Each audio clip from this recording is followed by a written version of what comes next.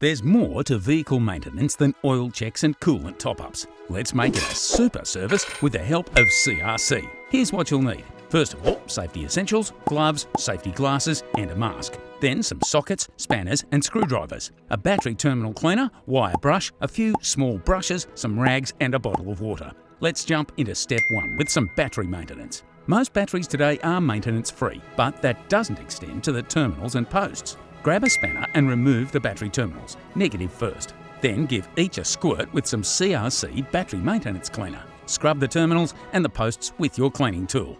If there are signs of acid and build-up on the battery, give that a spray and wipe as well. When you're done, make sure you rinse and wipe down your battery with some water. Once both terminals are refitted, positive first, a good coating of CRC Battery Terminal Protector will prevent corrosion and maximise performance in the future.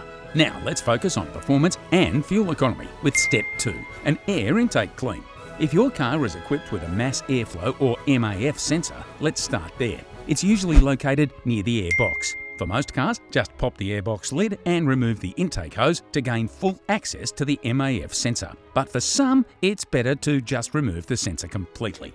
Pick up a can of CRC Mass Air Flow sensor cleaner and soak the sensor using short, sharp blasts from all angles. Only the cleaning fluid should ever come into contact with this super fragile sensor. After refitting the MAF sensor, turn your attention to the throttle body. Disconnect the air intake hose and reach for a can of CRC Throttle Body and Air Intake Cleaner. Spray the cleaner into the throttle body and over the intake butterfly. You'll see the filth begin to wash away. If necessary, agitate the throttle body with one of your small brushes. Wipe the area gently with a clean rag, then open the intake butterfly and continue to spray the product into the throttle body.